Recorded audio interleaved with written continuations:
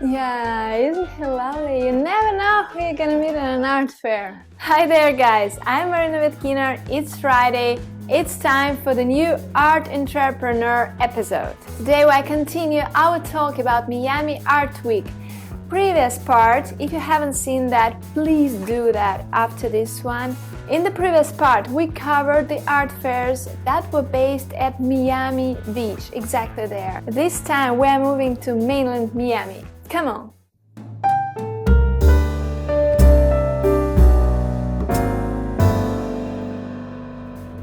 Here we are now in Miami Wynwood Art District at the major Art Miami fair. Actually, Art Miami was the principal fair way before Art Basel was in there.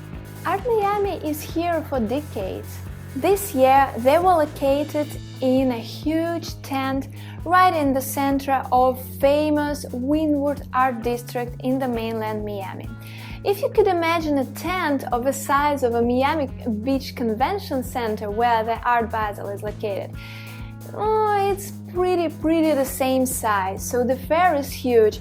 When you enter into the tent, you see a lot of aisles, a lot of ways where to go, lots of booths in there, a lot of possibilities and directions of where to go. And that's actually where I saw, to my opinion, that was their drawback.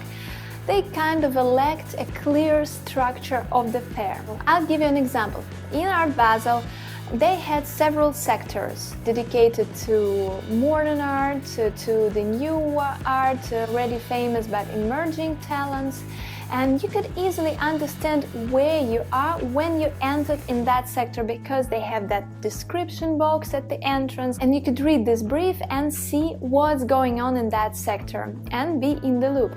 That's what they lacked in Art Miami.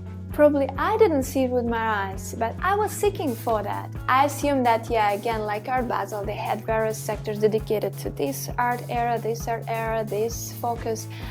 But what was that focus all about? If I didn't take the brochure, if I wasn't prepared enough to know in which direction to go and what to see, probably that would be a drawback for me.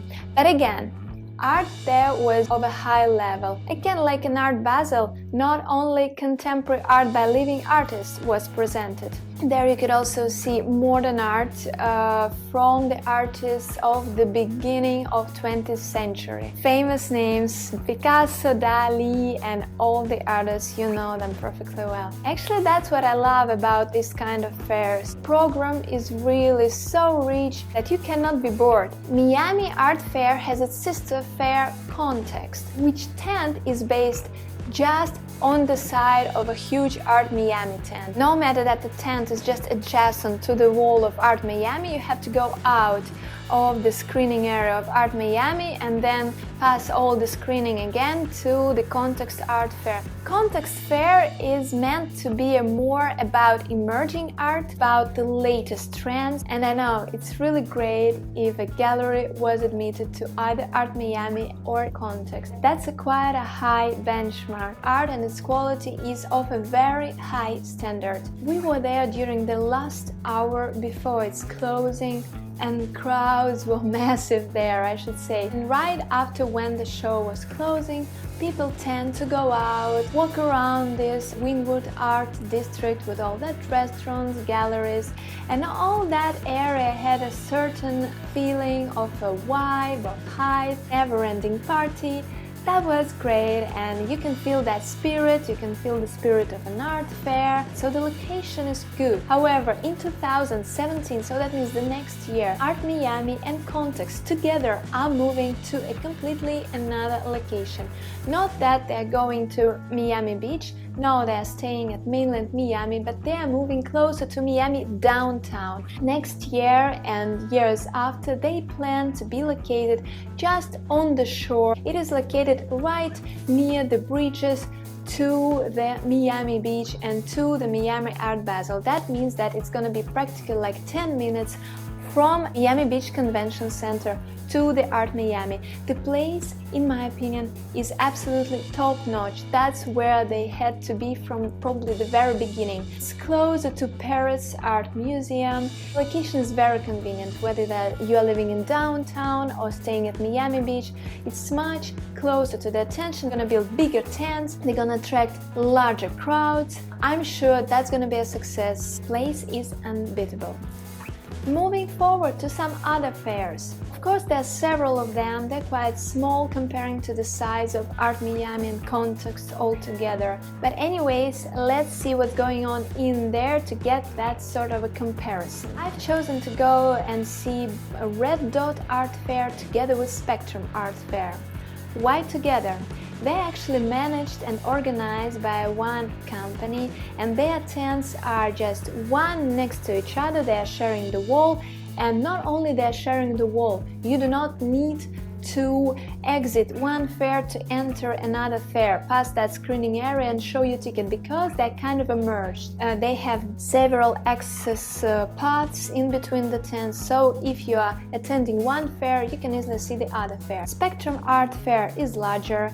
They have a lot of booths, not only galleries, artists as well. Here it is another art league. This is more of an affordable art that everybody can go and buy to his or her house. You can find here pieces for less than $1,000, for less than $500. That doesn't mean that they do not have any major artworks that cost much more. They do have that as well, but the range is very wide, basically to cater all the tastes of the public. Red Dot is a very small art fair. Actually, that was the smallest art fair that I've seen. They were meant to be an art fair of a more upscale art comparing to Spectrum.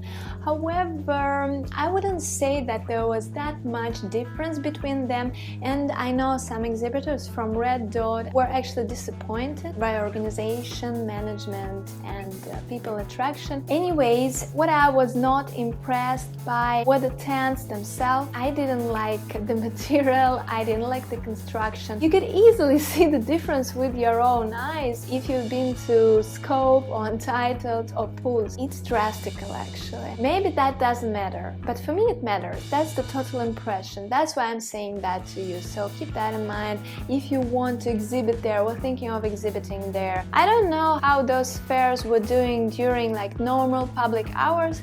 I was there during the opening night. There were huge crowds.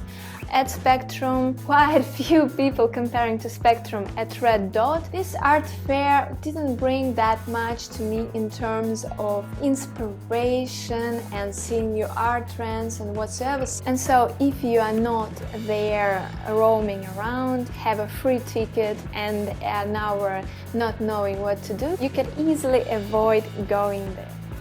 So guys, that was all for art fairs that I wanted to tell you about in this episode.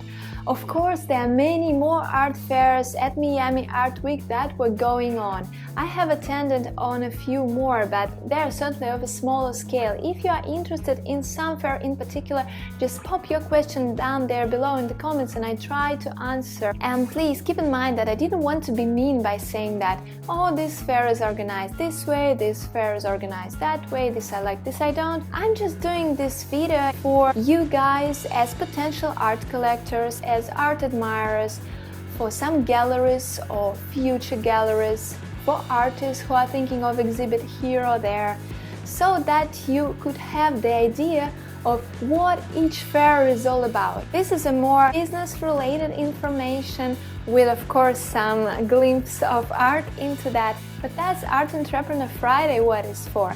I hope you still found it interesting, and next time, I promise you, we're gonna talk about latest and trendiest new media, new forms of art, ideas behind that art, and everything that could give you an inspiration in your own work or in your own life, or if you're just curious of what is going on in the art world.